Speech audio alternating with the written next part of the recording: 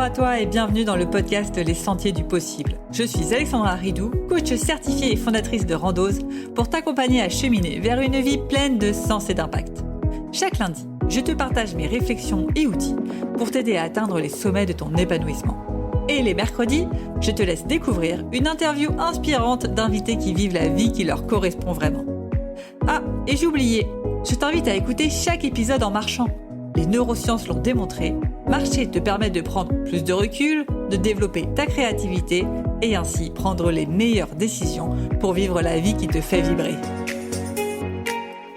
Hello, je suis ravie de te retrouver pour un nouvel épisode et aujourd'hui je vais te raconter si je devais recommencer mon activité de coaching de zéro demain, ce que je ferais. Pourquoi je fais cet épisode ? Vous êtes nombreux à me dire « Alexandra, je sais pas par où commencer, qu'est-ce que je dois faire, etc. » L'objectif de cet épisode, c'est de répondre à cette question pour tous ceux qui veulent se lancer à leur compte. Il y a peut-être un petit peu plus spécifiquement sur un métier dans les métiers de l'accompagnement, donc coach, thérapeute, etc. Alors déjà, la première chose à faire si tu veux te lancer à ton compte, ça va être de trouver ce qui te passionne. Trouver un sujet que tu adores, un sujet où tu pourrais en apprendre des heures, un sujet où tu pourrais partager des heures dessus. Bref, le sujet qui, à 23 heures, tu peux lire des heures dessus, tu peux parler des heures sur ce sujet, bref, le truc qui te passionne, quoi. Et une fois que tu as trouvé ça, tu vas te dire, ok, ce sujet-là, qui en a besoin ? Quels sont ces potentiels clients, cette cible client qui pourrait avoir besoin de ce que je suis en train d'apprendre, de ma passion. Je te propose de prendre du coup mon exemple en fait avec quand j'ai lancé mon activité de Randose ta carrière. Globalement, moi, il y avait un sujet qui me passionnait, faire le job qui te passionne. Vraiment, c'était ça. Je pouvais en parler des heures, je pouvais lire des livres et des livres sur comment trouver le job qui nous passionne, comment passer à l'action, etc. La psychologie humaine, c'était des choses qui m'intéressaient. À qui ça peut être utile ce sujet ? Tout simplement, ça peut être utile à tous les salariés qui en ont marre de leur job, qui se sentent pas à leur place, qui aimeraient enfin faire quelque chose qu'ils aiment. Et eux, je pourrais leur apporter énormément par mes connaissances, par ma passion, par mes compétences de coach, etc. Donc là, j'ai ma cible client. Donc c'est vraiment ce que je t'invite à définir, ta cible client et quel est le problème spécifique qu'ils ont auquel tu pourras y répondre. Ensuite, une fois que tu as cette cible client, ça va être la deuxième étape, d'échanger avec au moins une dizaine de personnes de cette cible pour bien comprendre leurs besoins. Ok, qu'est-ce qui te pose vraiment problème ? Ok, t'es mal dans ton job, qu'est-ce qui te pose problème ? En quels impacts ça a dans ta vie perso ? Qu'est-ce que tu aimerais changer ? Quoi tu aurais besoin pour aller mieux ? Bref, essayer de poser un maximum de questions pour bien comprendre, ok, c'est quoi le problème douloureux de ma cible ? De quoi ils ont besoin pour résoudre leurs problèmes et c'est quoi la situation idéale qu'ils aimeraient atteindre. Et une fois que tu as ça, tu vas pouvoir déjà commencer à créer un peu de contenu pour cette cible. Ça va être du coup, si ton truc c'est l'écrit des articles de blog, si ton truc c'est la vidéo, une vidéo YouTube ou sur Instagram, ça peut être sur LinkedIn, ça peut être un podcast, bref. Tu vas commencer à partager les choses qui te passionnent pour aider cette cible client. Et en parallèle de ça, tu vas pouvoir aussi commencer à construire dans les grandes lignes une offre pour un accompagnement individuel, par exemple, ou pour si tu proposes un service qui n'est pas de l'accompagnement, un service individuel. Donc tu vas commencer, donc je reprends mon exemple, quand j'ai lancé Randose ta carrière, j'ai accompagné d'abord, 5-6 personnes à trouver leur voie dans un accompagnement individuel et j'avais commencé à construire les grandes lignes d'une offre.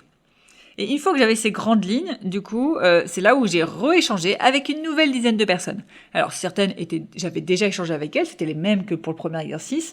D'autres étaient des nouvelles, puisque comme tu vas commencer à créer du contenu, tu vas commencer à attirer des personnes pour lesquelles ton contenu va les attirer. Et du coup, j'avais commencé à présenter, j'ai envie de créer un programme pour trouver sa voie, est-ce que ça t'intéresserait ?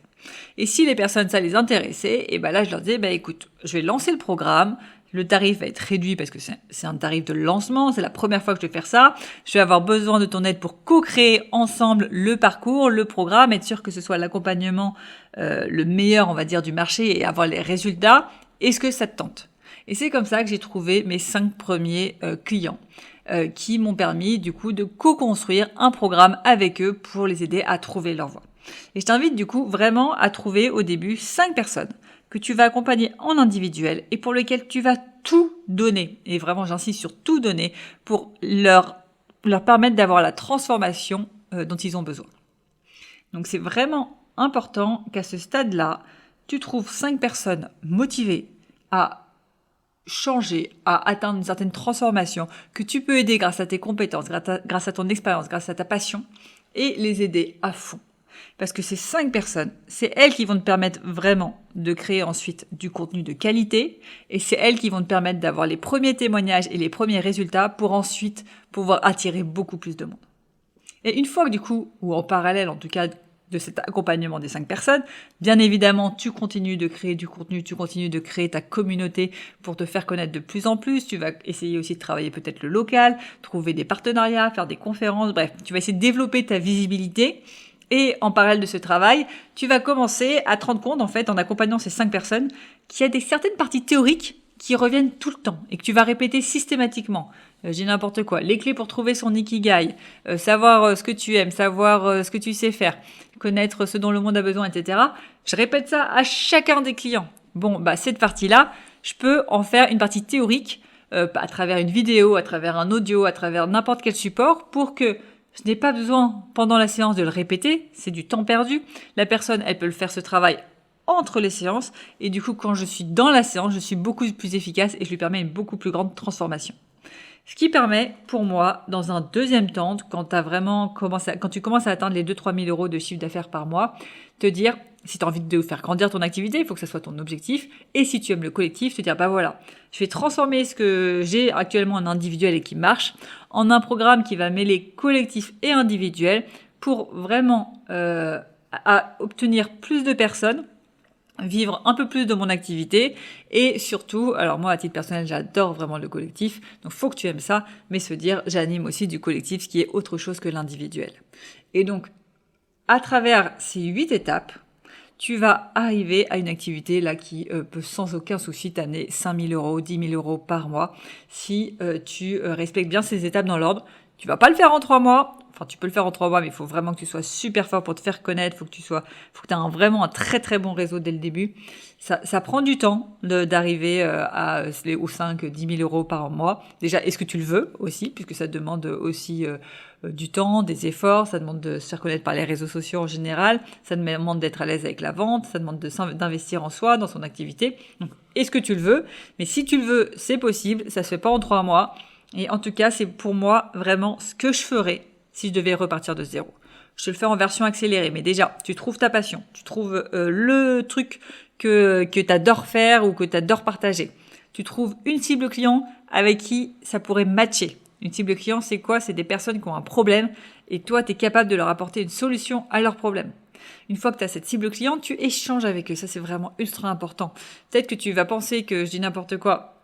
Je te donne mon exemple en fait. Au début, quand je me suis lancée, je m'étais dit, tiens, je pense que les gens qui sont les plus épuisés dans leur job et qui kiffent le moins leur vie professionnelle, ce sont les consultants. C'était ma croyance parce que le métier de consultant ne me faisait pas du tout rêver. Et quand je voyais des consultants autour de moi, j'avais l'impression qu'ils étaient vraiment épuisés tout le temps. Donc je m'étais dit, prends des 10 consultants, échange avec eux et vois leurs problématiques. En échangeant avec eux, je me suis rendu compte que les consultants, c'était pas du tout la bonne cible. Pourquoi? Parce qu'en général, quand on se lance dans le consulting, quand on démarre dans sa vie professionnelle, on sait qu'on va en chier, désolé l'expression, on sait que ça va être dur, on sait qu'on va être épuisé, et c'est volontairement qu'on y va. Donc on n'a pas envie de trouver notre voie, on n'a pas envie de changer de voie tout de suite, non, on fait ça parce qu'on est carriériste, parce qu'on veut évoluer le plus vite possible. Donc cette cible-là, son problème, ce serait à la limite de mieux gérer son stress, de prendre un peu plus de temps pour soi. Et encore, ils sont pas vraiment à fond dedans. Ils savent qu'ils vont sacrifier 2-3 ans de leur vie dans du conseil. Ils vont se donner à fond et après, ils auront la belle vie.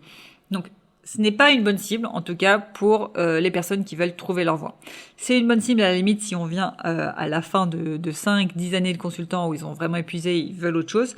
Mais la cible que j'avais à la base en tête n'avait pas vraiment le problème que je pensais. D'où, c'est important d'échanger avec la cible que tu as en tête pour t'assurer qu'ils ont bien le problème que tu penses et qu'ils ont bien besoin de ta solution. Et une fois que tu as validé ça, tu vas pouvoir du coup créer du contenu pour cette cible, construire dans les grandes lignes une offre en individuel, la proposer encore une fois à de nouvelles personnes pour voir qu'il y a bien un match entre ce que tu as en tête de proposer et les clients, les potentiels clients. Commencer à accompagner 5 personnes en individuel, où là tu te donnes à fond, tu veux absolument qu'ils aient des résultats. Ça va être ta future prof sociale. Donc vraiment, normalement si tu te lances dans l'accompagnement, c'est que tu es passionné par ça. Donc tu y vas à fond.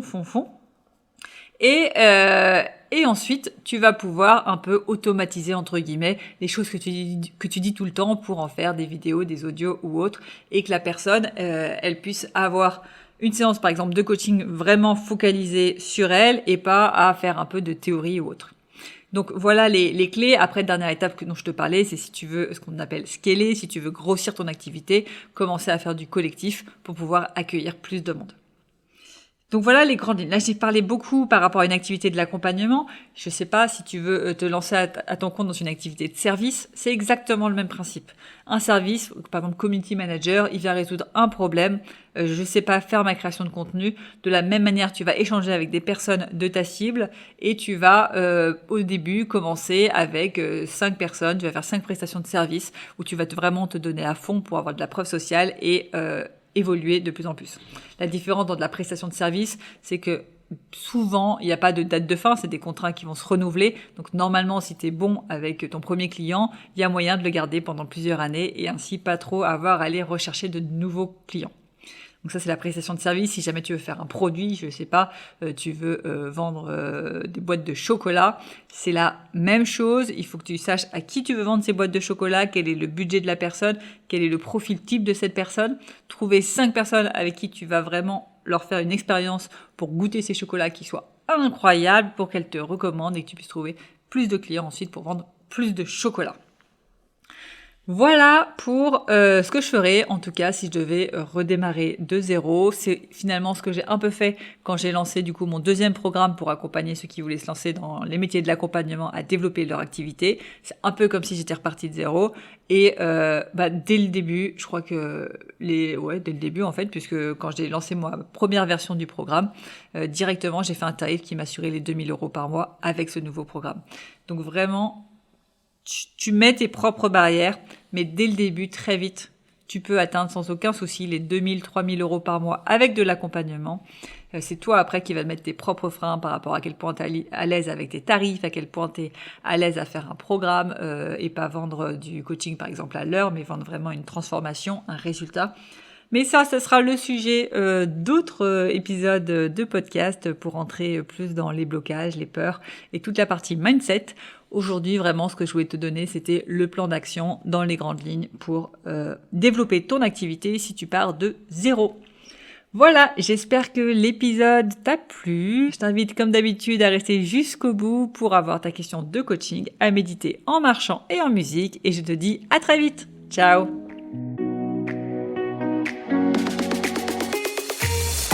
Avant de te plonger dans la question de coaching du jour, pense à rejoindre la plateforme d'exercice en ligne du podcast pour y retrouver les notes d'épisode, les questions de coaching et l'action à réaliser pour cheminer pas à pas vers une vie pleine de sens et d'impact. Le lien est en description de l'épisode. Et bien évidemment, si tu as aimé cet épisode et le concept du podcast, tu peux me le faire savoir en me laissant une belle note ou un joli commentaire sur la plateforme de ton choix. Tu peux aussi partager le podcast à une personne qui peut en avoir besoin. Et c'est parti pour tes 2 minutes de coaching et on se retrouve très vite dans le prochain épisode. Bye bye! Et c'est parti pour ta question de coaching à méditer en marchant et en musique. Et aujourd'hui, la question que j'ai envie de te poser, quelle est l'action que tu dois faire pour développer un peu plus ton activité? Quelle est l'action que tu dois faire pour développer un peu plus ton activité?